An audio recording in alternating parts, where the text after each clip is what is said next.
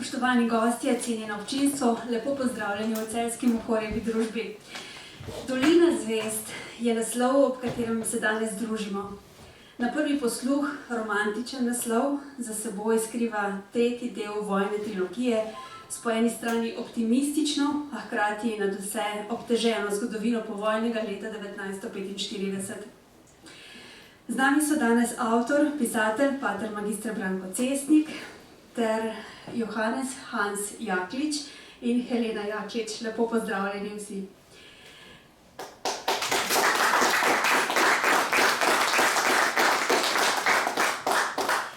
Začela bom praznično, ker smo pravzaprav vsi še nekako pod vtisom včerajšnjega dne. Pater Branko pa gotovo prav posebej. Včeraj je namreč slovesno obeležil svojih 60 let življenja in 30 let mašništva. V petek je bil uradno dan.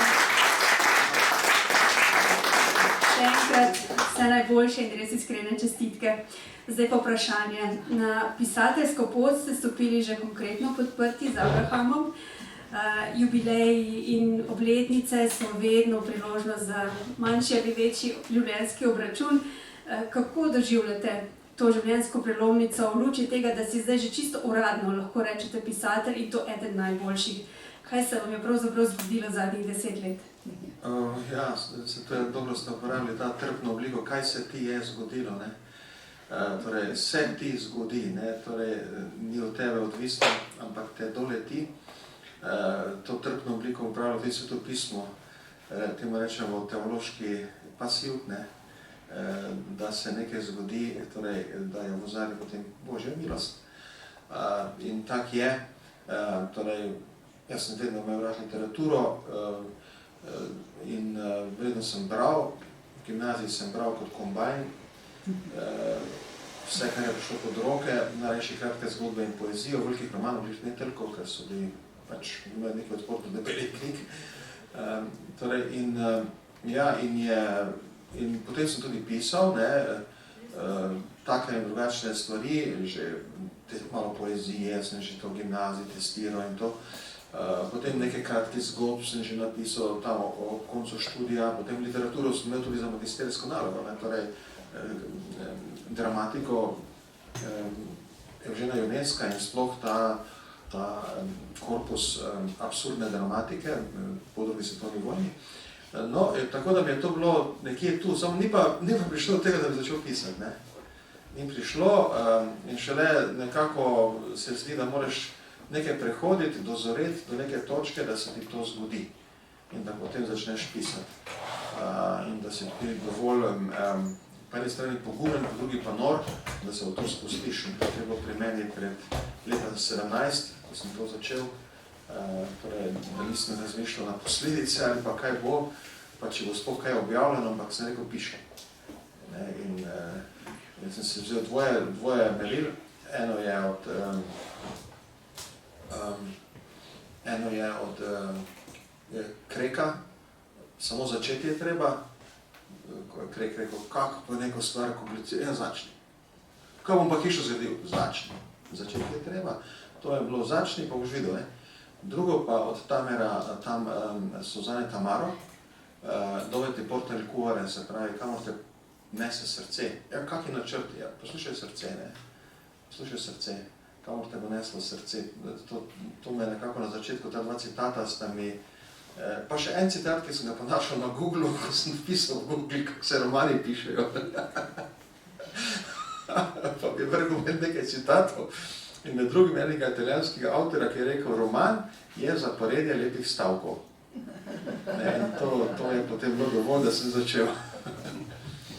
In potem je bila tam nekje na Pohorju neka smreka, zdaj že legendarna, ki bi lahko bila priča temu odgovor na vprašanje, kdo, če ne jaz, bo povedal te nepovedane zgodbe.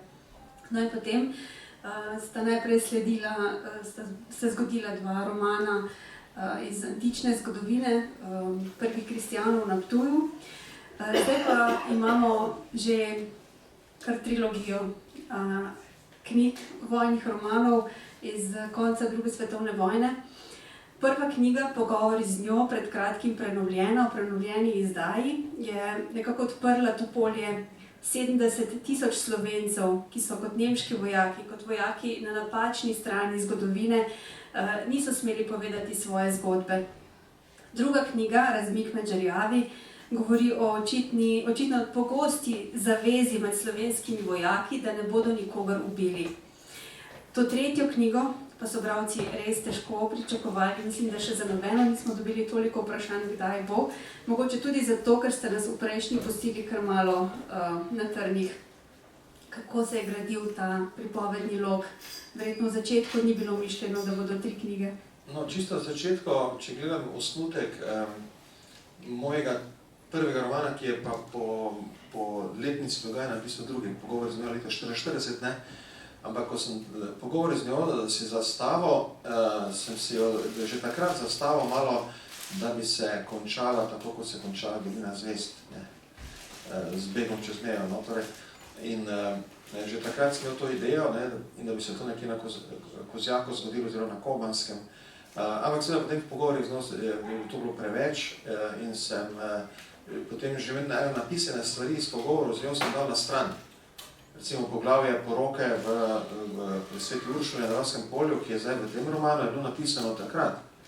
Tu je pa potem sem še po Oklesto in tak in je bilo napisano v 3 leti, v bistvu, ne, v okviru onega romana Pogovori z njo. Potem pa zdaj tu prišlo prav, da sem tega zaključil oktobra 1945, to se pa nadaljuje potem naprej. Tako da neki lok sem imel, ne, s tem, da sem vmes videl, ne, da večina Slovencev je bilo na vzhodni fronti, ne na zahodni, ne, teh mobilizirancev v nemško vojsko. In sem rekel, da bi z enim romanom se posvetil tudi vzhodni fronti. In tu sem pa vzel potem zgodbo tega našega farana iz Frankolovega, ki sem ga tudi pokopal, gospoda Ivana Čeretnika, in njegovo izpoved na smrtni postelji, kako nikoli streljal nikogar, ne. In to zgodbo sem vzel za izhodišče in tako je potem nastal ta trilogija, v bistvu. Mogoče Razmik med žerjavi res ni bil najbolj čisto mišljen, ne, da bo še vmes. Ampak roman o letu 1945, nekje na poti ste verjetno začutili, da to bo verjetno najpomembnejša zgodba, ki jo je res treba povedati, glede na to, da govorite o nepovedanih zgodbah našega naroda. Ja, leto 1945 je silno dramatično leto, ne, in traumatično. Dejansko nosimo slovenski narod še vedno travmo leta 1945, nosimo s seboj. Leta 1946 je Kozberg napovedal, da bomo to travmo nosili 100 let. In tako bo, ne, 2045 po Kozbergovih predvidevanjih naj bi to mi premagali. 100 let je rekel, da bomo nosili te poboje in vse to, ne. Torej, in nas je zaznamovalo in se ne moramo iz tega, zdaj se tega lotiš, ker je zdaj to tudi visoko politizirana tema, ne, se strahom lotiš, ker se bojiš, da te ne bi razumeli ali pa te ne hoteli razumeti ali pa že z predsodkom jemali že vnaprej, ne. Jaz sem samo enkrat na Twitter napisal, da zaključujem roman v letu 1945, sem dobil takoj napad, da se grem revizionizma. Čakaj, ti si sploh videl, kak je stavek od tega romana. Ampak ti si katoliški duhovnik, torej ti si kaj si, desničar, ljubitelj domobrancov, kaj in kaj, konzervativec, fašistoiden in ti hočeš revizionirati, ne. Mislim, čisto a priori te napadejo, še preden so sploh kaj prebrali. Pa začetek je romana partizanski, in to precej v lepi luči partizansko pokazal, recimo na začetku romana, ne. En taki vidik partizanstva, ki je lep, sanitetna služba. Torej, no, in ampak to ljudje, veš, to greš v neko razbeljeno peč, tiščat lastno roko in se lahko upečeš, no, ampak to mi ni, spet se moraš držati tistega dovati porta il cuore, kamor te srce peljalo, samo začeti je treba, začni, ne se bat, idi naprej, no, in potem se ti stvari same po sebi odpirajo. Tako da sem zelo zadovoljen, gospa, ki je prva prebrala ta roman, gospa Majda iz Kidričevega, ki je predsednica Delavsko-prosvetnega društva Svoboda Kidričevo, ki goji tudi spomin na Kidričevsko taborišče, je rekla, da je pričakovala politiko, pa je ni našla. To meni je bilo potem res dobro, da da ne politiziraš zgodb, jih pa poveš.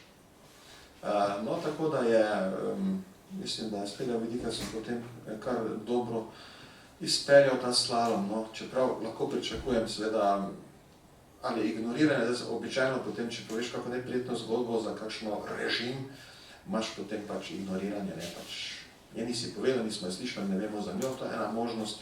Jaz bi bil bolj vesel, če me kdo napade, ne, napade, pa reče, to si povedal preveč, pretiravaš ali pa kaj, ne, pa da potem je družbena debata, bomo videli, kaj bo. Ko ste pisali o prvih Rimljanih oziroma prvih kristjanih v rimske Petavioni, so zgodovinarji med drugim rekli, da je tako dobro napisano, da bi lahko bilo za sekundarni zgodovinski vir.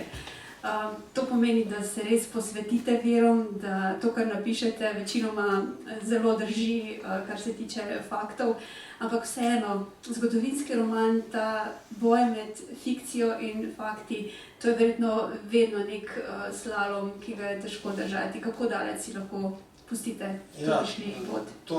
To zdaj gledam zdaj berem Olgo Tokarčuk, ki je Nobelova nagrajenka, berem to zgodbo Jakovove bukve, dogaja se pred 300 leti v današnji zahodni Ukrajini, takrat na Poljskem. In ona potem v bistvu upravlja isto metodo, no, ko tudi pri Jančeru najdeš, pa pri meni, pri Jančeru, ja tudi, no, metodo, da se striktno drži dokumentov in dogodkov in datumov in ljudi, ki se pač jih dobi ven iz dokumentov. Ko raziskuje eno zgodbo, ona raziskuje eno heretično judovsko gibanje, ki je razglasilo enega mesija lažnega, ne. In to na 900 straneh. Ko so rekli, da moj roman Sonce Petaviona ima preveč podatkov, njo probajte brati, no. Da se ti možgani skuhajo. No, ampak hkrati pa svoboda, da vnese magične, mistične elemente. V romanu nastopa ves čas ena ženska, ki je mrtva ali klinično mrtva in iz tega svojega mrtvega ali pomrtvega stanja opazuje svet in komentira. Ne?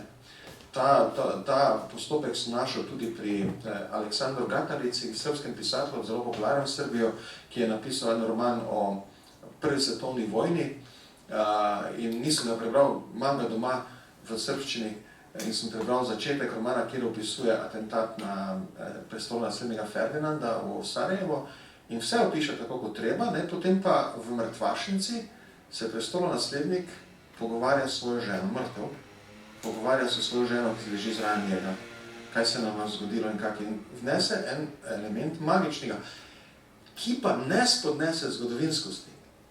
In to mi je bilo všeč, ne? Zato se jaz tudi potem upam, znotraj v strogo zgodovinske, tudi tu sem se držal datumov, pričevanj, krajev, tako, ko so se zgodili, ampak vmes pa tudi eno svobodo doživljanja glavnega junaka, svobodo kakšnih mističnih elementov, ki se zgodijo ali ki jih prepišeš, ne? In kot teolog ali pa kot torej duhovnik imaš tu še eno taka dodatne resurse, kjer da lahko to uporabiš in tako sestaviš roman, ki ostane zgodovinski, hkrati pa seveda tudi pripovedno presežen. Ko govorimo o nepovedanih povojnih zgodbah, večinoma imamo v mislih kočevski rok in vse, kar se je tam grozljivega dogajalo, čeprav imamo teh zgodb po celi Sloveniji. Šterntal kot tak po splošni zavesti ni zelo izpostavljen, Šterntal, dolina zvezd, kot ga prevedemo na naslovnici. O tem se ve relativno malo. Vi ste živeli pravzaprav v neposredni bližini, kako ste vi doživljali to šterntalsko zgodbo? V bistvu nismo nič vedeli, ne. Pač moja babica je sosedne vasi in mi smo tudi gost, ki sem ga jaz podedoval po njej, sega čisto v Kidričevo, Šterntal, ne čisto v bližino taborišča, bolj tam blizu železniške postaje, ampak taborišče bolj sem proti Apačem. No, ampak o tem nismo nič vedeli, ne. To se je molčalo in to se ni smelo vedeti. Za mene je bil prvi šok moja nova maša leta 1995, ko so potem po maši moji sovaščani Hajdinčani komentirali, tisti, ki so stvari bolj poznali, ampak niso na glas govorili, da je bil na moji novi maši eden izmed teh, ki se je z motorjem vozil čez žive ljudi. v Šterntalu. Jaz sem takrat sploh čul, to je gospa Silva, ona je tudi z naših koncev, jaz sem takrat sploh prvi čul, da so se z motorji vozili, pa da tam bilo, čul sem za neki logor, neko taborišče, logor smo rekli. Ampak pa v teh duhovnikih sem slišal, ko so tam bili, ampak isto potem več ni bilo isto taborišče, tisto so bile barake, so še bile iste, ampak takrat je bilo to delovno taborišče za prisilne delavce. No, in takrat sem prvič to čul, nasilje in tak naprej. No in kasneje je pa ena ekipa zgodovinarjev, gospod Janžekovič je bil glavni, potem so še drugi, ki so delali v okviru in še delajo v okviru Delavsko-prosvetnega društva Svoboda Kidričevo, ima tako socialistični naziv to društvo, ampak delajo v okviru tega društva in oni so ogromno podatkov skupaj spravili. Celo sezname imenske žrtev, približno označili grobove, te dnevniške zapise, ki so skupaj spravili. Oni imajo gradiva z eno dobro monografijo. In potem sem se jaz z njimi osebno poznal in oni so meni potem povedali še več stvari, oziroma sem prišel do gradiva, ki ga imajo zdaj zbranega v razpršeni obliki, ni v knjižni obliki, imajo ga pa dosti na spletu. In potem sem to gradivo seveda uporabil, med njimi tudi dnevniški zapiski tehle apaških Nemcev iz okolice Gornje Radgone, ki so bili v Šterntalu, po datumih, kaj se je notri kdaj dogajalo, plus nekaj dokumentov, ne vem, Mitja Ribičič, ki piše Matej Mačko v Ljubljano, da je našel primeren prostor, kjer bi lahko bilo 25,000 švabov notri, kočevarjev in švabov, tako so jih imenovali, kjer bi se lahko z njimi dokončno obračunalo in jih potem seveda izgnalo iz Jugoslavije. Recimo to je 13. junija bilo napisano v Mariboru in imaš dobre podatke noter, kako so to razmišljali Oznovci, pa kako so to delali. Tako da sem potem to zgodbo, dejansko s pomočjo teh prijateljev, zgodovinarjev, sem prišel v to zgodbo in tudi občudoval ta pogum zgodovinarjev, da grejo take stvari. To niso uradni zgodovinarji, to so delali prostovoljno znotraj enega društva. Čeprav so učili, recimo gospod Janžekovič je učil zgodovino, ampak ni učil na gimnaziji, on je učil na eni tehnični šoli in je včasih nadomeščal na gimnaziji na Ptuju. In jaz se ga spomnim, leto 82-83 je bilo, ko je nadomeščal našo profesorico zgodovine in je stal pod Titovo sliko in nam je razlagal o žrtvah komunizma. 82-83. In nam je rekel, Stalin jih je pobil več kot Hitler. Pod Titovo sliko je stal, ko to povedal. In zadnjič, ko smo se srečala, smo rekel, gospod Janžekovič, vi ste to rekli pod Titovo sliko, pa je rekel, vidiš, ko mi ne verjamejo. Moji kolegi, da sem to rekel, da sem se upal reči. No, tako je bilo, in to so ti pogumni ljudje, jaz sem potem od njih to, recimo to podatkovno bazo prevzel, seveda ne moreš vsega uporabiti, uporabiš tisto, kar tudi paše v roman, ker roman ima tudi neko svoj ritem, svojo dinamiko in potem ne uporabiš vsega, pač tisto, kar se ti zdi relevantno za tvojo zgodbo, potem drug lahko je drugo zgodbo. Iz povojnega dogajanja imamo pač prva misel, da so bili prve žrtve, pač domobranci, ampak kdo vse je bil persona non grata konec druge svetovne vojne? Vse te vojaške enote, ki so jih označili za kolaborantske, ampak to so vse povprek označevali. Jaz sem zdaj recimo znotraj tega raziskovanja leta 1945 sem prišel do Slovenije goriških četnikov, ki jih je vozil Jože Melaher Zmagoslav, Melaher iz Malečnika. To je bilo 300 do 400 fantov, v glavnem dezerterjev z nemške vojske, ki so bili povezani v eno mrežo. V bistvu so bili neke vrste partizani, ampak ne v bojni poziciji. Oni so se skrivali pa tak in so imeli en bilten, ki je krožil med njimi in ta njihov vodja je izpovedoval zvestobo jugoslovanskemu kralju, navdihoval se je pri idejah Slovenske ljudske stranke in je malo napadal Nemce. S partizani se pa ni zapletal v spopade, dokler niso partizani potem njih enkrat napadli. Celo tako je bilo, da ko so se po noči srečale patrole slovenogoriških četnikov. Reče se jim četniki zaradi zvestobe kraljev, to nismo mi bradati dedi, ne, iz Srbije, so pač zaradi zvestobe kraljev se pač jim reče četniki, no, ko so ti, pa partizani so se pozdravili, šli sa po svojih poteh, ni bilo takega konflikta, ne. In meni je bilo tudi to eno veliko odkritje, ne. Ampak oni so bili na listi za likvidacijo, pa niso nobene zvestobe Hitlerju naredili. Edino potem proti koncu vojne en pakt o nenapadanju so z Nemci sklenili. To so pa tudi partizani delali občasno. Da se na enih točkah niso spopadli ali pa da... To vse vojske delajo. To še zdaj v Ukrajini pa na tej fronti, na lokalni ravni prihaja do dogovorov, da se ne postreljujejo. To so pač take taktike, ne. In oni so vedeli, da so na listi in so vsi pobegnili in so se praktično vsi z družinami vred rešili. In Britanci jih niso izročili nazaj, ampak so jih dali v Italijo na varno. To je ena taka velika skupina ljudi, ki je bila takrat notri, ne, pa ki je potem nastradala, pač nastradala v smislu izgnanstva ali pa begunstva, so pa preživeli.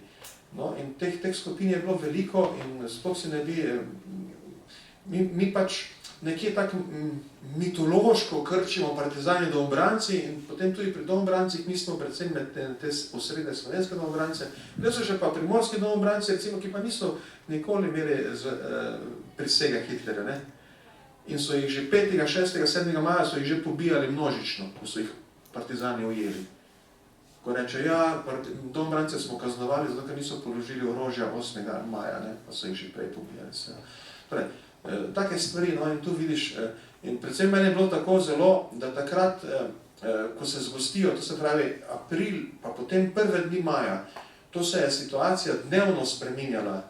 In je tako težko takrat ujeti, kaj se je dogajalo v slovenskem prostoru, ne. Slovenogoriški četniki so na koncu vojno končali v Zidanem mostu, ker so čakali Britance, govorim vam o 6. 7. maju.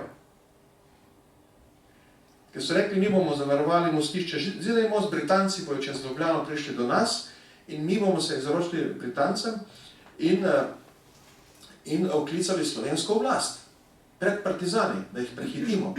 In potem so videli, da z tega ne bo nič, da Britancov ne bo v Slovenijo, gledajte, to je 3 dni pred koncem vojne. In so rekli, bežimo. In so s 8. maja šli hitro iz Zidanega mosta, vkorakali slovensko zastavo v Celje, s slovensko pesmijo šli skozi Celje, da so ljudje prihajali ven, pa so mislili, da to je že osvoboditelji, partizani, ne, pa so jih mahali, ampak oni so seveda mogli bežati iz Slovenije in so šli. In to so bili pogumni fantje, ki jih ne moreš imenovati kolaboranti, ne. In jih ni bilo malo in to si tudi zasluži eno pozornost in mogoče tudi eno knjigo nekoč, ne. Da nam malo tele predstave v drugi svetovni vojni, ki so črno-bele, partizani, domobranci, kolaboracija, stalinizem, ne, vidimo, koliko je pa to zgodb notri, že na ravni teh skupin, kaj še ne na osebni ravni posameznika, ne, in njegove drame. Tako. Kje ste pa vi prvič slišali za Kočevarje? Ja, v šoli, potem pa leta 18. gospoda Jakliča obiskal. V okviru ljudskega misijona v Novem mestu. In takrat je meni gospod Jaklič razložil to zgodbo malo bolj. Ne? In sem potem od takrat naprej, to bilo, mislim, jesen 18, sem kočevarsko zgodbo začel bolj dojemati. Potem pa smo z skauti imeli en tabor v Kočevski reki in sem šel obiskati ene grobove še, pa sem videl te kočevarske napise. Prav pri Kočevski reki. No, in tako sem jaz prišel tudi do spoznanja o njihovem, torej, ne samo obstoju, to sem že vedel, no, to malo smo tako si vedeli, Kočevarje in kočevarščina, pa ta kultura, pravzaprav, ne, ampak potem pa sem prišel tudi do bolj osebnega spoznanja, tako je bilo to. Leta 18 Novo mesto. Gospod Jaklič, ko rečejo Kočevarji, to ni isto kot kočevarski Nemci in v bistvu ni nekaj, kar je vzniknilo iz nič nekje v sredi 20. stoletja oziroma tam za časa vojne, ampak nekaj, kar stoji na tradiciji 600 let na slovenskem ozemlju. Kakšna je zgodba Kočevarjev? Ja, si jaz bi takole prosil, da bi mogoče tole Helena bolj lepo razložila. zato bi se bolj tehnični človek, pa nisem ta govorc. Pa bi prosil Helena, da tole malo razložim. Gospod Jaklič je sicer tudi nekdanji predsednik društva kočevarjev in gospod, ki se vsestransko angažira na tem področju. Ne, mogoče bi samo tole navezal na tole predsednik društva. Glede na to, da se je društvo imelo, da so bili pogoji še lepo osamosvojitvi Slovenije, da se ta, ne vem, usoda kočevarjev lahko malo obelodani, pravzaprav se je začelo. Smo imeli tako en shod v Dolenjskih Toplicah, ena gospa, ki je za turizem bila zadolžena, imela svoj interes jasno in nam je potrkalo kočevarje na vest, da je bilo prav, da kočevarji ustanovimo ali pa da se organiziramo v društvo. To je bila ena Alenka Bavič, tako da iz tega naslova, iz te pobude ali pa, ne rekel provokacije, ko nam je tole vrgla, da bi bilo dobro, smo se bolj organizirali v društvo. In od tole društvo je pa zaživelo, smo dobili kar nekaj članov, da prvo je bilo nekaj več, tudi še teh avtohtonih kočevarjev, pa so se pa pridružili tudi kočevarji iz prvopotomci teh ostankov kočevarjev, tako da zadeva je šla dobro naprej in smo, mislim, dosta aktivno bili prva leta. Tudi nas je podpirala dejansko tudi Avstrija, finančno, da rečem.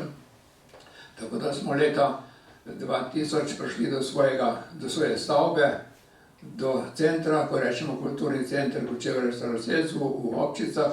Ne vem, če se gre, kjer belo dol ena plava modra stavba, tako da se tam dogaja kar dosti stvari. Zdaj danes imamo pa srečo, imamo ga novega predsednika, ki je dosti aktiven, tako da se kar dogaja. Bi pa tole razlagal naprej okrog Kočevarjev, pa Helena prosim, da vam razloži. Ja, dober dan, še v mojem imenu.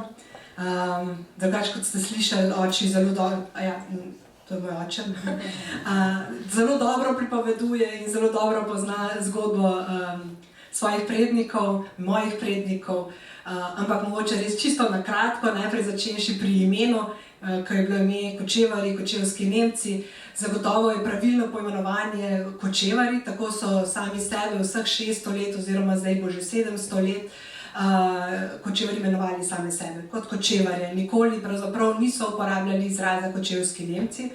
Ta izraz se pojavi šele v 20. stoletju, sprva med obema vojnama, se pravi med prvo in drugo svetovno vojno, tam bolj proti koncu 30. let. Kot en tak odmev, tak negativen prizvok so želeli dati kočevarjem, seveda to je bil poraz, se pravi rast nacizma, seveda in so želeli tudi kočevarjem dodati to negativno noto. Kasneje, potem po drugi svetovni vojni, pa se seveda tudi ta termin kočevski Nemci tudi na nek način iz tega naslova ohranja. Tako da zdaj se res pravzaprav že 30 let prizadevamo, da se uveljavi kočevarščina oziroma kočevarji kot ta pojem, ko govorimo o tej skupnosti. Prišli so v 14. stoletju, leta 1330, nekako so praznovali tisto, tam naprej so šteli čas svojega prihoda.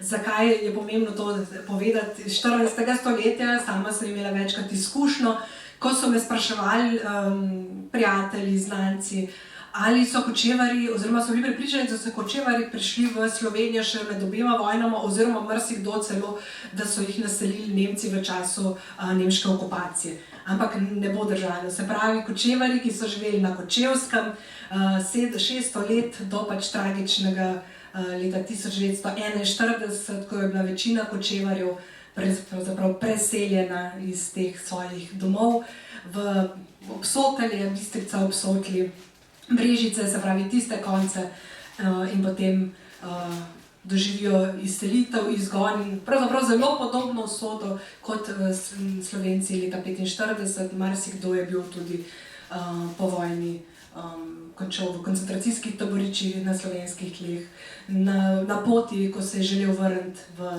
na svoj dom na Kočevsko, ravno tako za njim izginile sledi. Večina kočevarjev v začetku druge svetovne vojne jih je bilo 12 000, da imamo en občutek, o kolikšnih številki govorimo, pa je potem tako kot so nekateri mnogi Slovenci našli pot, pač bila izgnana v Avstrijo in potem tam naprej, najprej kot taborišča za begunce, potem pa po svetu.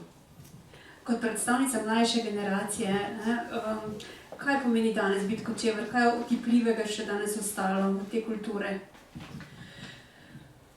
Spomin zagotovo, spomin, ki se vrača pravzaprav šele v zadnjih desetletjih nazaj, tako kot je že rekel oče, tako kot je gospod Cestnik že omenil, to je bila res po drugi svetovni vojni zamočana zgodovina, pozabljena. Šele po slovenski osamosvojitvi se počasi vrača spomin, zavest o tem prisotnosti skupine ljudi, ki je na Kočevskem živela res 600 let, ustvarjala, živela, trpela. Ne samo to, preprečila v času recimo tudi turških upadov, marsikateri turški upad se je končal tam. Skratka, delili so zelo usodo Slovencev. Tudi Vajvazor o njih zelo lepo piše, tudi o tem, kako so to ljudje, ki niso za vojake, so pa ljudje, ki imajo radi knjigo, ki so zvesti tem svojim krajem. Drugače pa, se pravi, to je spomin, ena stvar je spomin, ki se vrača nazaj in iz tega je potem tudi ta želja vedno več ljudi, ki spoznavajo svoje nekje vezi s kočevarsko skupnostjo. Tako da tudi vedno več ljudi reče, tudi moji predniki so bili, ne vem, stara mama, stari oče ali pa kakšni bolj odmaknjeni so bili kočevari. Potem skozi ohranjanje na nek način materialne dediščine. Ta del je pravzaprav zelo skromen, treba je vedeti, da Kočevarji so živeli v več kot 170 vaseh. Večina teh vasi je bila po drugi svetovni vojni pravzaprav zradirana, uničena, tudi z občasah in načel. Tako da, če boste se kdaj sprehajali po kočevskih gozdovih in boste sredi gozda našli cvetočo, spomladi cvetočo češnjo, to je zagotovo znak, da ste v krajih, kjer je nekoč stala kočevarska vas. Prav tako so te nestanki ruševin, ki jih tudi najdete sredi gozdov, zaraščene. Tako da tle moram izkoristiti to priložnost, čeprav danes govorimo o knjigi Dolina zvezd, ampak omeniti eno zahvalo mojemu očetu, ki nas je pravzaprav vse svoje življenje, odkar smo bili majhni gor, smo res živeli v zavesti, da smo Kočevarji. In nas je tudi vzgajal v tem odnosu do kočevarske dediščine, da smo hodili na pokopališče, na te ruševine, ohranjali, čistili in skušali pač premagati z občasa. Je pa to seveda Sizifovo delo, nikoli končano delo, ki pa, ja, tako mislim, da res, a sem pozabila še kakšno, na kakšen še tako. In pa mogoče res tudi s temi pripovedkami, zgodbami, ki so se zapisale v zadnjih 150 letih. Tako da tudi tak materialni vir, pisni vir pravzaprav tudi ostaja za Kočevarji. Gospod Jaklič, zdaj, kot smo slišali, veliko ljudi je ponosnih na te kočevarske korenine in jih odkrivajo, jih z veseljem oznanjajo.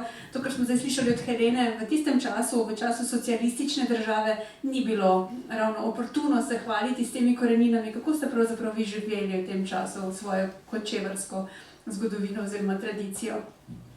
Ja, če gremo nazaj na moje otroštvo, zdaj sem rojen leta 41, se pravi 47. sem začel osnovno šolo. S tem, da je naša vas je bila izseljena, pravzaprav v vasi so ostali samo dve družini, kočevarski. Eno družino so partizani že leta 42 likvidirali, naša je na srečo preživela, prav po nesrečo. Vsaka nesreča ima svojo pozitivno stran. Oče je bil invalid in zato ni rabo je to vojsko, partizansko vojsko. Tako da je preživel vojno samo. Dobro, mamo smo me izgubili že, tudi partizanske krutosti, ampak po 47. leta sem mogel iti v osnovno šolo. Nisem znal slovenske skoraj besede, vas je bila prazna. Doma smo se pogovarjali samo o kočevarščini, tako da na srečo prvo leto, pa drugi razred je bila učiteljica, ki je poznala situacijo, starejša gospa, tolerantna tudi do Kočevarjev, tako da sem nekako tista prva dva razreda kar dobro prišel skez, pa smo leta pa v tretjem razredu pa novo učiteljico, so rekli Šnekurs učiteljica, ne, režimska čist, ne. Tista je, tam se mu pa je problemi ali pa ona z mano, ne. Tako da jaz sem že od nekdaj upornik od otroštva naprej, tako da se nisem dal, ampak mi je zmeraj upila nad mano, pa enkrat na teden sem bil takole sploh tam pri nej, tepen, no. Tako da mi je upila te Kočevskih cigan, ne, mislim, zdaj si pa lahko predstavljate, otrok star 9 let, 8, 9 let, 10, pa ga učiteljica takole oslavlja. Ampak po eni strani me je tole utrdilo, ker je bila tako grobo 4 leta me učila, po 4 letih smo dobili drugo, ona je šla v Belo krajino, pa tale gospa učiteljica, ali pa je še živi in sem jo letos obiskal, je pa letnica 29, če pa sem utrujen s tem, ampak letnica 29, ampak sem je pri nej, ko sem vedel, da ima tudi rojsten dan junija meseca, pa mi je pa se mogel biti pri nej kar dolgo, mi je htela še povedati razne dogodivščine, tako da se je tudi upravičila vsega tistega, kar je počela z mano. Dobro, moja sestra je bila kot napeka polonca, izpravim, ni bila uporna, jaz sem pa se nisem dal, ne. Tako da sem jo vprašal, zakaj je tako sovražila Kočevarje.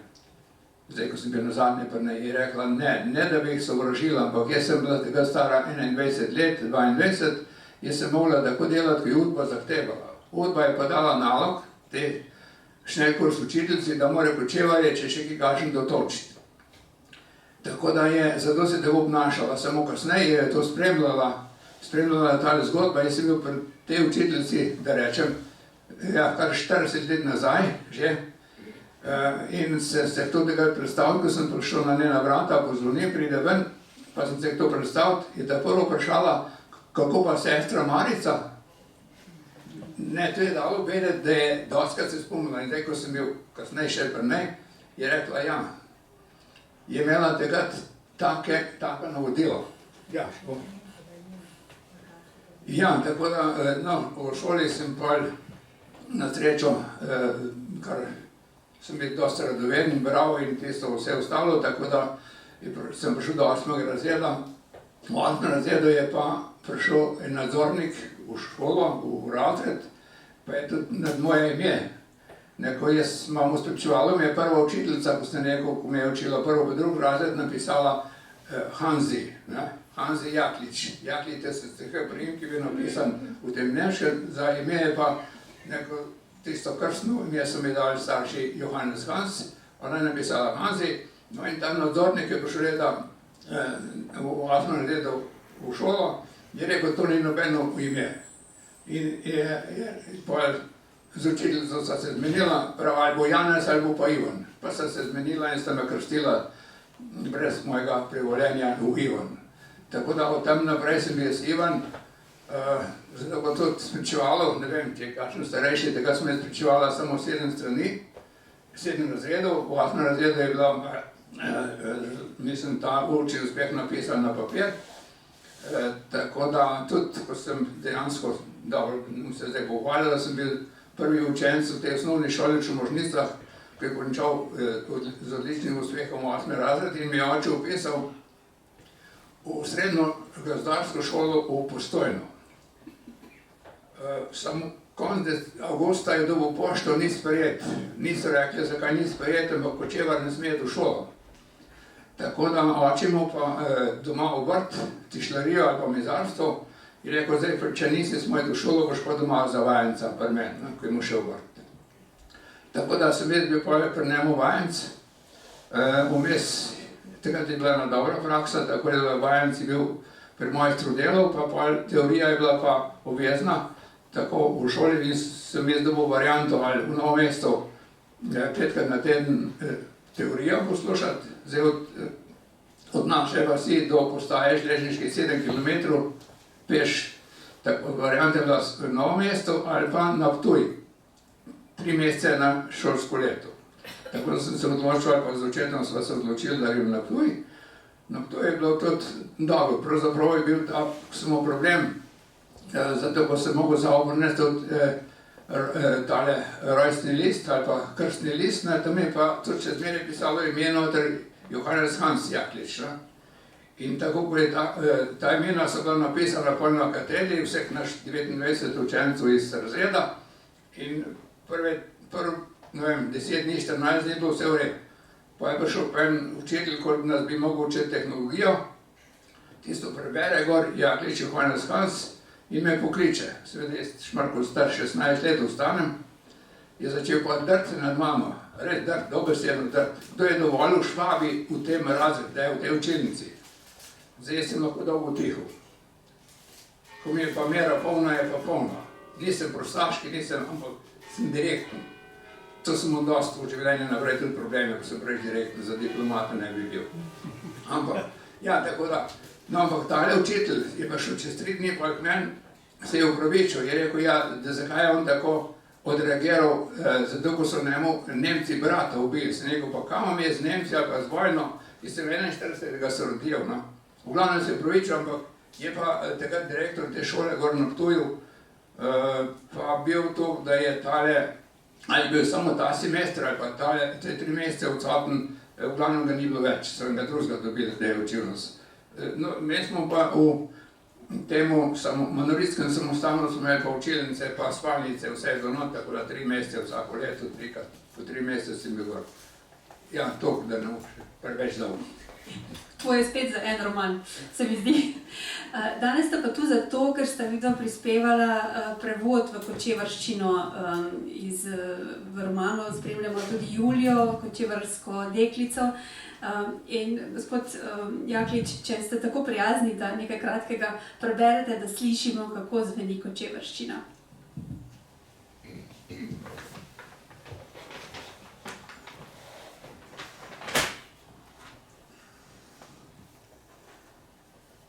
Prej, ko bom začel brati, bom šel v kočevarščini. Kočevarji so se pozdravljali in oslavljali, so rekli, greš gud. Bog da, bi rekel v slovenščini na kratko. Tako da bom pa tle tole prebral tale del, ki je v pismu. Liebei Amo, der Krieg ist aus. Wir haben Österreich enterräuchert, die Partisanen Londinschät, sonst Londinschen Zug geht weiter. Wir schreiben auf Scheidenstrecken nun bei einer zusammengewachsener Fabrik. Der Ort heißt Thesen. Das ist bei der Stadt Marburg. Ich habe Schwager, Markus lehrt lehrlich Rosenkranz zu sprachen. Deine Julie, Thesen Marburg, 1. März. Ja, takole zveni tale kočevarščina. Je pa tudi jezik dejansko, da, ne vem, kaj je Vajlozor napisal, da Nemci ga ne zastopijo, kočevar Nemca zastop, obratno je pa težje. Tako da jaz, če kakšnega v Avstriji sem kar doskrat bil, že ne pa se malo pogovarjamo s temi mojimi rojaki, pa so še kakšni Avstrijci zraven.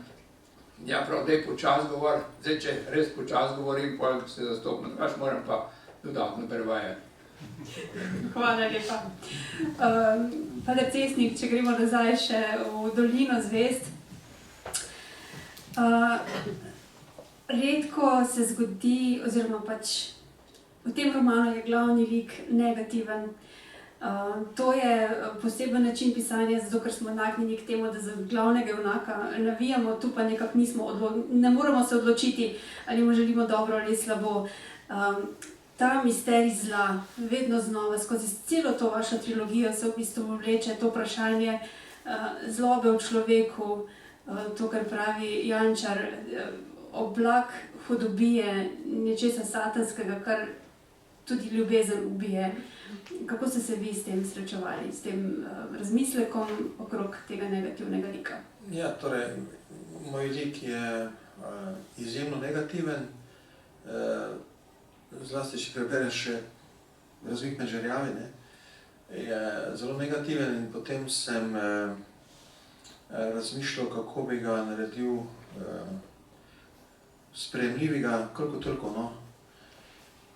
V teologiji je to nemogoče, hudiča spreobračati, kako hudiče spreobrneš, to nemogoče. Torej, ampak človek je pa do zadnje sekunde življenja je še vedno mehek in še vedno sprejemljiv za spremembo. In zato sem se tudi odločil, da začnem roman, pa potem ga malo bolj pozorno opisujem en dogodek, ki je nekako spremenil tega človeka, in sicer dogodek, v bistvu akcijski dogodek, ko gestapovska banda, to so bili gestapovski raztrganci, lovi ta banda, lovi dva partizana in enega ujame, v bistvu se on žrtvuje za tega, da lahko drugi pobegno, in ta drugi pa ne more daleč pobegniti in potem se skrije ven, v sredi zime v en mlin za eno mlinsko kolo. To je res bilo v slovenskih konicah, recimo eden bežal pred Nemci in se skril za mlinsko kolo, ampak tam so ga ujeli. No, in se skrije za mlinsko kolo in potem tam čaka, kaj bo, in potem mlin obkolijo, misli, da on pobegno in on začne zmrzovati, ne. In potem se nekdo spomni, da bi šel ga pogledati, to mlinsko kolo, če je slučajno oni notri za kolesom, in on potem še se namoči v vodo, da ga ne vidijo, in potem dejansko zmrzne. In potem se zgodi tisti trenutek, ko ostane potem nekje nedoločen. Jaz sem se celo posvetoval z medicinci, kako daleč lahko človek zmrzne, pa da ga lahko oživiš, da sem upošteval vse to, kar reče medicina, glede zmrzovanja človeka, ne, pod hladitvo, smrt od podhladitve, ampak da sem pa hkrati, ko opišeš naravno smrt od podhladitve, tudi neki milostni trenutek, da pa ni umrl, da pa nekem čudežu preživel, ne. In on ta milostni trenutek malo tudi izmoli, ker v tisti grozni stiski, da umira, tudi neke spontano molitev izreče, čeprav je že ateist in kandidat za komunistično partijo Jugoslavije. Torej, in tu sem potem zastavil, da ta lik potem se nekako začne prebujati, ne. In takrat v tistem smrtni stiski naredi za obljubo, da ne bo nikomu več škodil, če preživi. In potem, kljub temu, da je potem v Ozni, pa da konča v koncentracijskem taborišču Strniše pri Ptuju oziroma Šterntal, kot stražar, se poskuša tega držati, da ne bi neposredno komu škodil. Čeprav objektivno škodi že s tem, ko straži ljudi, ne, ki jih tam mučijo, tepejo, ubijajo in tako. Ampak ja, no, in tako imam potem ta lik skozi celi roman, ko ne veš, bi ga zljubil ali bi ga zasovražil, in tudi on sam ne ve, kaj je. Ne, on nekako že sam sebe začne dojemati kot človek s tremi dušami. Se ne zna definirati, ne, se išče.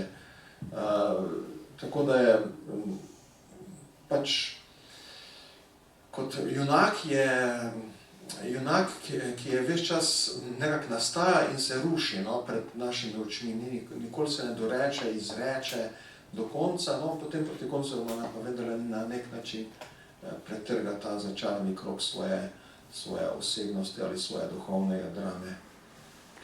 Če pogledate naslovnico, opremo te knjige, nekako lunin si obsije slak na tleh. To je v bistvu upodobljen eden najbolj pretresljivih trenutkov v romanu, eden izmed vrhuncev romana.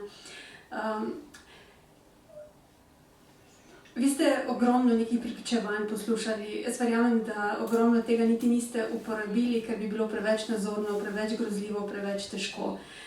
Po drugi strani pa pravite, da je treba iti z žrtvijo na križev pot, zato ker je to zdravilna pot za vse tiste, ki ostajamo, ki o tem beremo, da se več stvari ne bodo ponavljale.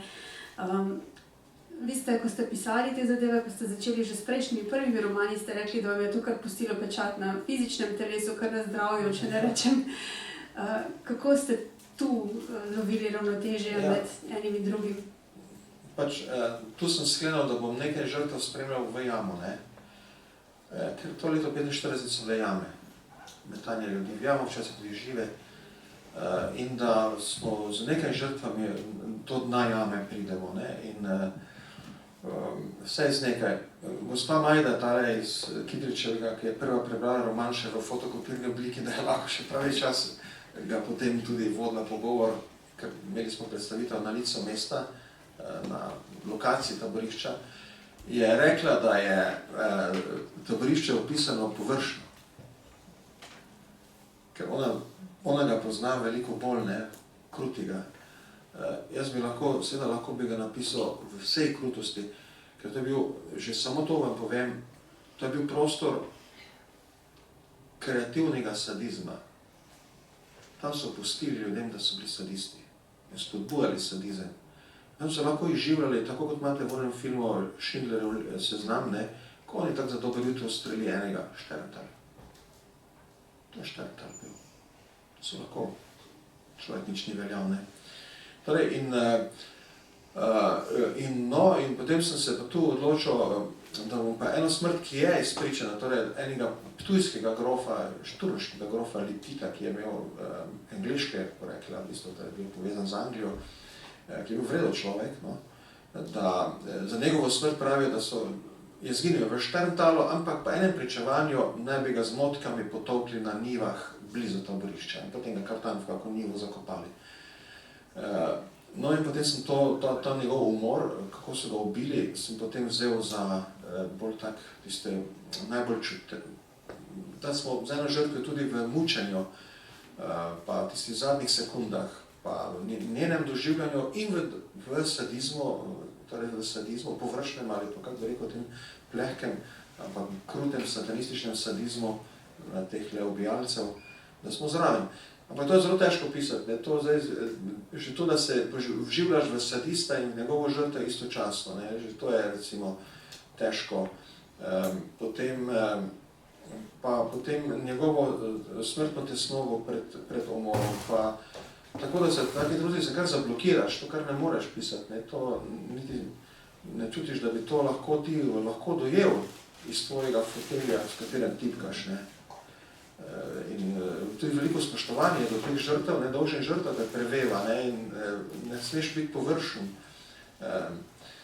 Spet pa ne smeš dopustiti, da bi stvar postala poceni nasilje, to, kar imate v teh akcijskih filmah poceni nasilje, ne, ko se streljajo, vse mrliči padajo na vse strani, ne.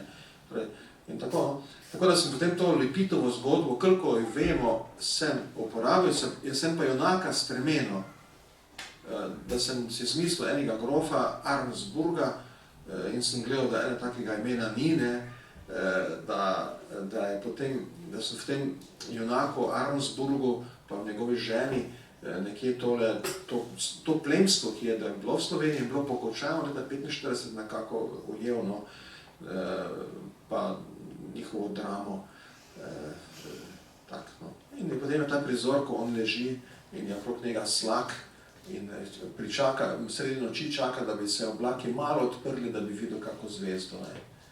In tak čaka na svojo smrt, potem ga pa dvinejo in ga z motkami potolčejo, tako kot so verjetno v resnici grofa Lipita, ampak tu sem jaz potem tam namišljal njega junaka.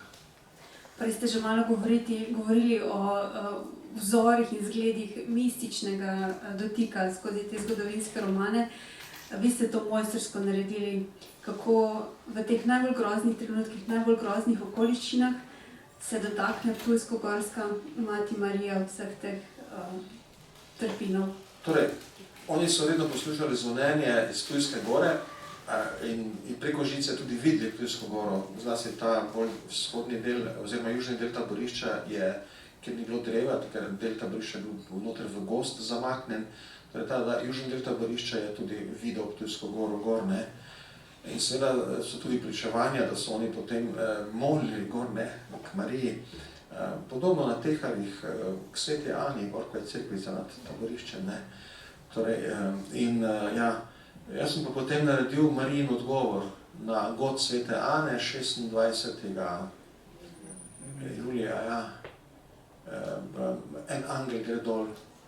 In sicer angel, ki drži Marijin plašč tam gor, ne, se odlepi iz kamna, stopi iz brezčasnosti v čas in prostor in gre dol v čast goda Marijine mame, gre dol, da vidi tega Leviatana. To biblično pošast, ki leži tam dole, to se pravi taboriščne barake, žica, stražni stolp, ljudje, ki so notri, moški so mogli čez dan korakati, so jih držali na soncu, maltretirali na soncu, ženske so pa večinoma držali notri v zadušljivih utah, oziroma tam so sedele pa mirovali. Tisti, ki so pa bili za delo sposobni ali pa ki niso bili mišljeni kot zelo begosumni, tiste so pa imeli na gradbišču tovarne glinice na linija, torej, da so delali tovarno. Tako, no, sem potem ta prizor angela, ki potem gre in se spusti dol, no, in obišče vse te prostore in te ljudi, ki trpijo in jim vsakemu da nekaj, enega dvigne, ko bi že oni moral past, en kmet iz korbe, bi moral past od sonca in korakanja, bi mogel past dol. In tisti, ki je padel med korakanjem dol, so ga zvalili na stran, so ga polili z nekim hidrantom, če je vstal, če pa ni vstal, pa so ga pustili, da umrl od vročine in so ga potem pozno popoldan odpeljali in ne da bi preverili, če je umrl, pokopali. Kakve so še na pol žive pokopali. Tako. No, imam potem noter tudi prizor, ki pa mi je posebej dragocen, ker sem pa vmes, ko sem to pisal, seveda povedal ljudem, da sem to pisal in sem dvema duhovnikama iz okolice Celja to povedal in sta mi rekla, moji starši so bili tam. In potem sem od enega od teh duhovnikov tudi našel podatke o njegovih starših, ki so bili kot otroci tam, v Kidričevem oziroma v Ormožu, v otroškem, torej Ormoški Petrišče, kjer so imeli taborišče za otroke. In potem sem tudi naredil, da iz tistih otrok so potem dva duhovniška poklica. In sem potem naredil, da angel tudi gre k dvema mladima ženskama in on vesta obupane, sedite tam notri in potem angel sune, polkne, da se malo odpre, ker oni so jih držali v temi z polknami dol, pa brez zraka.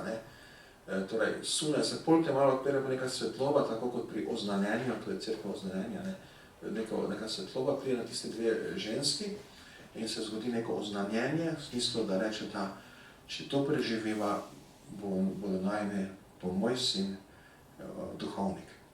In druga reče, glej, bereš mi misli, tudi jaz sem tako mislila. In dobite navdih za duhovnik. In to so potem te matere teh dveh duhovnikov, ki še danes maršujejo v okolici Celja. Preden vam dam besedo za kakšno vprašanje ali razmislek, vprašanje za vse tri. 80 let po koncu druge svetovne vojne se pogovarjamo, to zgodbo pišete toliko časa. Po eni strani moramo razumeti potomce teh ljudi, ki so počeli ta grozodejstva. Težko je živeti s to težo družinskih zgodb. Prišli smo do tega, da tudi žrtve še vedno nimajo glasu, da bi lahko bile javno priznane, da bi jih končno, ne nazadnje, tudi pokopali.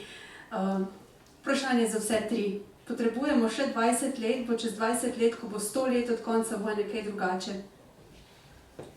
Jaz mislim, da bo, ja. Sej. Človek ima en organ za resnico in to so možgani. In en organ za ljubezen, to je srce, ne. In ta dva organa delujeta. In prej ali slej prideta do svojega cilja.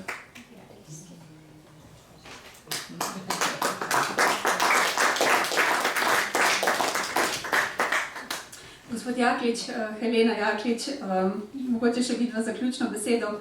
80 let po koncu vojne, smo na dobri poti, da zaključimo z nekaterimi zgodbami ali ne?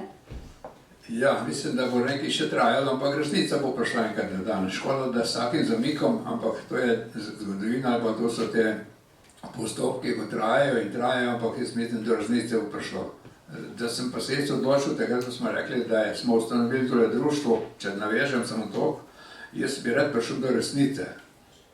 In za resnico, tudi o usodo Kočevarju, mojih rojakov, da sem bil pripravljen narediti na 1000 kilometrov, pa bom vseeno, če lahko dam ta primer, glavni organizator, ki je bil za to izselitev v Kočevarju, in dr. Lampeter William, je živel v Leipzigu, v vzhodni Nemčiji, in ko sem jaz dobil njegov naslov, sem ga poklical leta 1998, če lahko pridem na obisk, da mi povede resnico. Ampak 3 leta je trajalo, da mi je dovolil priti na obisk. Zdaj, zakaj 3 leta trajalo, sem kasneje izvedel. Ne? Jih to preveriti v teh starih Hočevarjih, ali je varno, da me pusti na obisk, oni mislijo, da sem jaz od Udbe. In ko mi je dovolil, pa on je bil letnih 14, se pravi, dosti dolgo že na svet, in mi je aprila meseca 2001 rekel, ja, zdaj pa prid, pa sem vzel dopust, pa naredil 1000 kilometrov, tako da sem tisto, kar mi je povedal, mislim, da je resnica, ni mi pa vsega povedal. Tako da, ja, in bo še trajalo to, da bo še kakšna zadeva prišla na svetlo, tako da, res, usoda taka. Ja, mogoče sam v oklepaju na tem obisku sem ga tudi spremljala, če šmrkla. In naj povem, da je na skrivnem diktafon imel v žepu. Tako da je snemal, kar je gospod povedal. Drugače, kar je konec 80-ih, po 80-ih letih, meni je prišlo na misel že takoj, ko je gospod Cesnik, ko sem vedela, da piše tak roman o Šterentalu, oziroma Strnišču, oziroma Kidričevem, za katerega po črto srčno upam, da bodo zmogli tudi domačini toliko poguma, da bodo spremenili ime, ker Kidrič vendarle nosi za sabo tudi težko zgodovino, ki je usoda zaznamovala takrat naše čase. Ampak sem imela že takrat me več čas odzvanjale misli profesorja Justina Stanovnika, nekateri verjamem, vami ga poznate, Justin Stanovnik, mislec, filozof, pa hkrati res premišljeval je slovensko zgodovino 20. stoletja, zdaj že pokojen. Je večkrat rekel tako prav enem takem nemoči ali pa kako to, da se nihče ne najde, nikogar ta tragična zgodovina našega naroda v drugi svetovni vojni po njej ne nagovori, da bi preko umetnosti, to bi morala umetnost izražati in povedati, kaj se nam je dogajalo. Skozi literaturo, skozi glasbo, skozi likovno ustvarjalnost.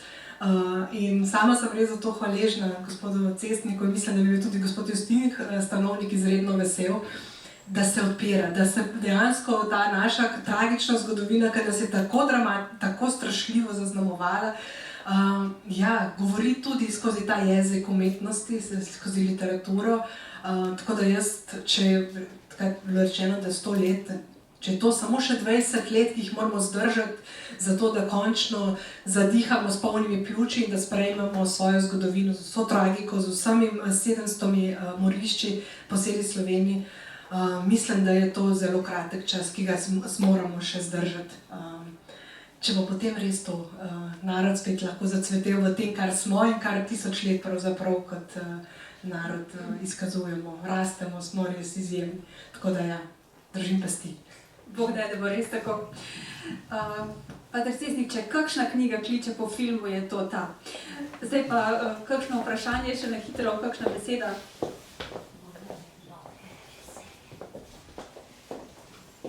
Če ne, lahko pozneje, ko bomo kakšno rekli ob... Malo sem razočaran, ne vem, kam lahko praktično.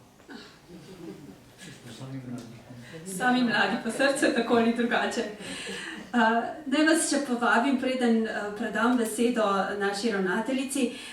Prihodnji ponedeljek bomo na tem mestu dopoldne ob 11. uri poklicani k čudenju in varovanju. Predstavljali bomo knjigo Sončna pesem ali hvalnica svarstva. Ob 800-letnici Frančiškove pesnitve je išla nova izdaja. In pa knjige Franceta Cukjatija O spopadu ali sožitju z naravo. Z nami bojo slikar Jož Snoj, dr. Miran Špelič, dr. Edvard Kovač, France Cukjati, dr. Anton Stres in Anton Komat. Lepo povabljeni takrat. Zdaj pa zadnjo besedo predajam naši ravnateljici, doktorici Tanji Ozvatič.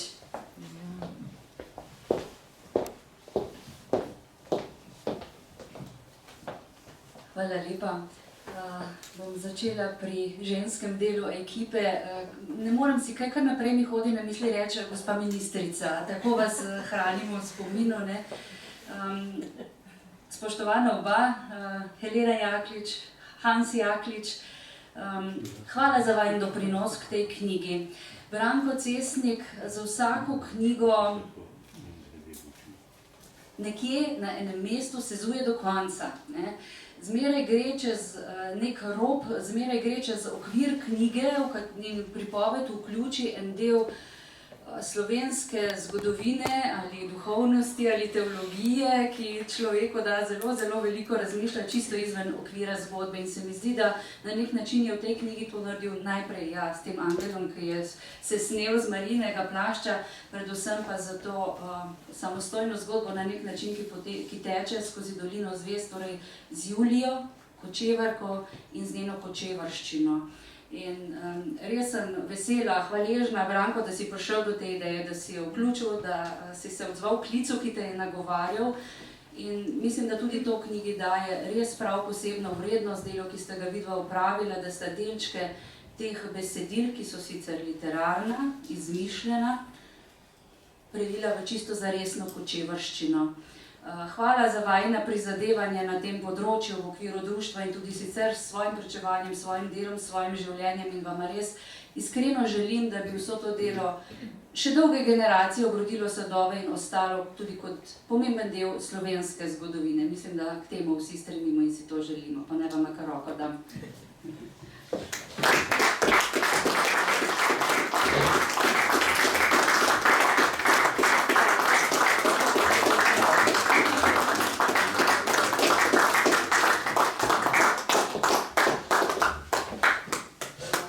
Branetu bi se spodobilo, da dam roke kozarec, ne rož, ne? Smo ga že včeraj dobro zalili in zajedli. V Frankolovem je imel eno res imenitno slovesnost, ki priča o tem, da kako zna župnik povezati svoje krajane, ne samo farane, zelo različnih področij, strok, skratka. Vesela sem tudi tega praznovanja, zato ker je pokazala, tako kot so tudi sami ljudje ugotovili, da znajo stopiti skupaj, ne glede na to, kako razmišljajo, na katerih področjih delujejo. Ampak kot sem tudi včeraj povedala, štejem res kot enega večjih blagoslovov svojega življenja, da mi je dano voditi Celjsko Mohorjevo družbo v času, ko piše veliki Branko Cestnik.